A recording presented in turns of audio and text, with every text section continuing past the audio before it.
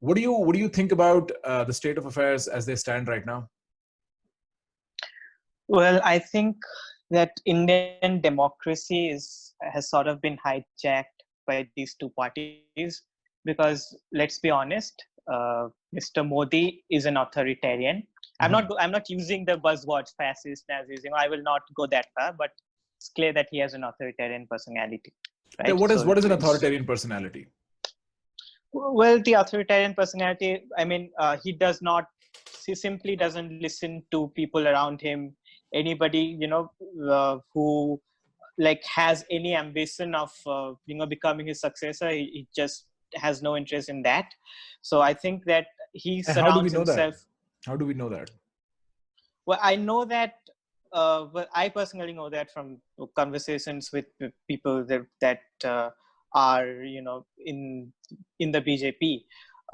So they talk about these things a lot. That So he surrounds himself with bureaucrats, and that's been the narrative that has been going around in. Let me get that right, because this is news to me. I'm sorry, I'm cutting you short. I don't mean to do that, but this is very interesting to me. So you were telling me he surrounds himself with public servants and bureaucrats only, and he does not surround himself with politicians. Primarily, except for, I think, Amit Shah, who he really respects. And what's wrong with that? Because I think that actually has led to the personality cult that has been created in India around Modi. That may get him win the election, but for the long term, I think it's extremely harmful for our country. I mean, because please, because it's not just that he has this personality of an authoritarian, because Trump also has this, this authoritarian personality, psychologically speaking.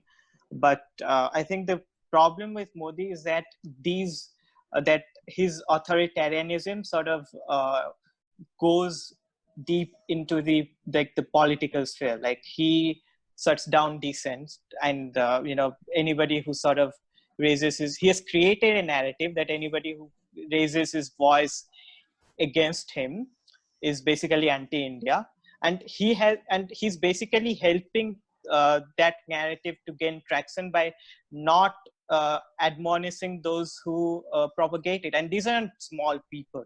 Like Tejasvi Surya, the MP, he's not just a random person. He's not fringe. He's not, yeah.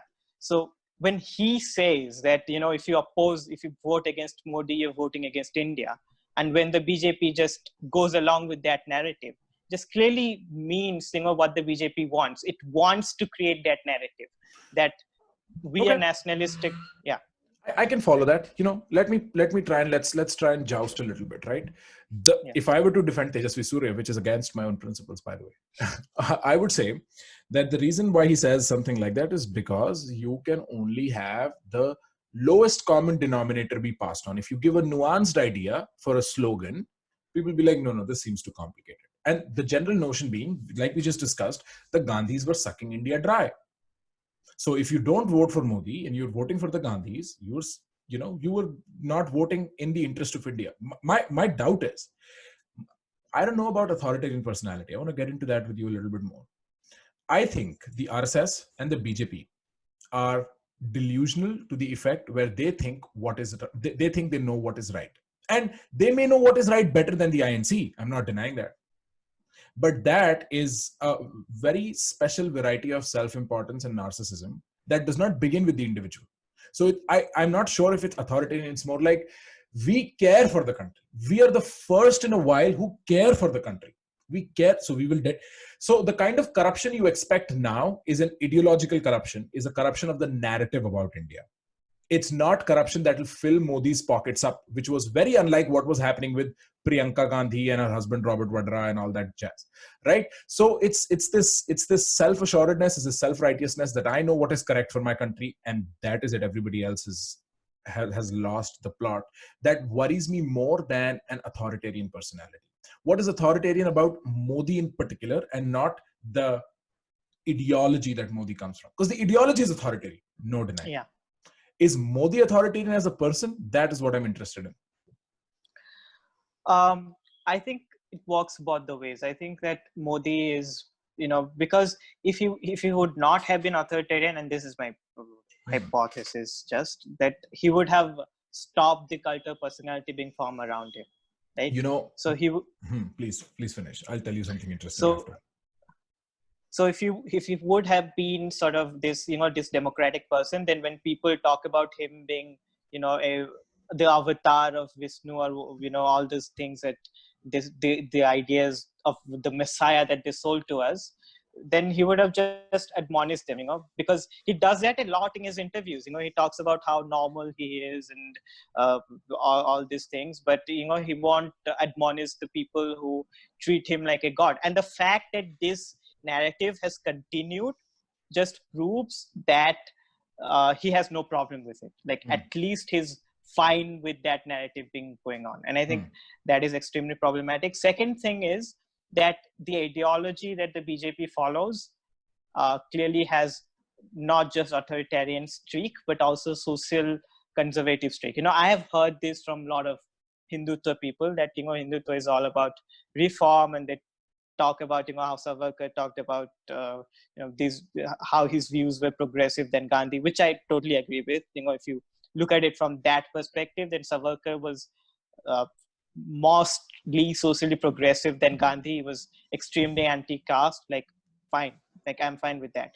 But you also have to understand that this trick of the writings of Savarkar as well as Golwalkar, not necessarily Savarkar, but essentially Golwalkar, advocates for a nation which is basically follows a religious approach, a theological approach, which shuns the mixing of the sexes. Golwalkar talked about that in his books. Like, he was disgusted by the fact that in this Congress, he went to a Congress rally, and he saw men and women volunteering together, and he was disgusted by that. He was disgusted by modern clothes. So that streak, I think, is also present in the BJP, and I think there's a denial going on that the Hindutva intellectuals are essentially saying that that's not it. So I think do not deny it, because if you deny it, what you're doing is you're basically dog whistling. You're basically saying that we are here to this is the public version, but this is what we are actually going to do. But reject them, like cite them, say that these are the fringe. Yes, this is what Golwalkar said, but we don't agree with it, and we dissociate ourselves with those people. But that's not what's happening, right? The RSS, many branches of the RSS, the Sangh Parivar, they basically advocate this hatred and this misogynist attitudes that are going on, which I go into detail in my writing. I'll admit I sat in Sangh meetings. I sat in more than one Sangh meeting growing up. I think the last time I was in a Sangh meeting was when I was 17 or 16 or something around that time, right? My dad had the privilege of going to school because Sangh was sponsoring that school because he was that poor. And so he comes from a particular frame of mind. And to me, that's why the RSS idea or the BJP idea is not very foreign, because I see it in him. Right? It's been very, very, and I don't know about misogyny. To be very honest, I had never come to identify the Sangh the way they are identified now from the inside. There was never a conversation about disliking somebody in all the meetings that I went to. And I'm not saying that there might be. I remember sitting through a lecture with what's the South Indian, Ram Madhav. Ram Madhav came to the city that I live in, and he gave a lecture about the Chinese strategy and their expansionism. This is back, I don't even know how I remember. This is older than 10 years. This is way more than that, right? And I sat through that. And now he's the general secretary. The last I saw him was at Columbia, and he was speaking there. And I was like, there is an opportunity for people to rise up. Back then he was a pracharak. Now he's the general secretary of BJP, So the point being, it was all the lectures I attended were about sovereignty, were about national security, were about sense of identity. And there might have been dog whistling. I might have been too young to understand that. But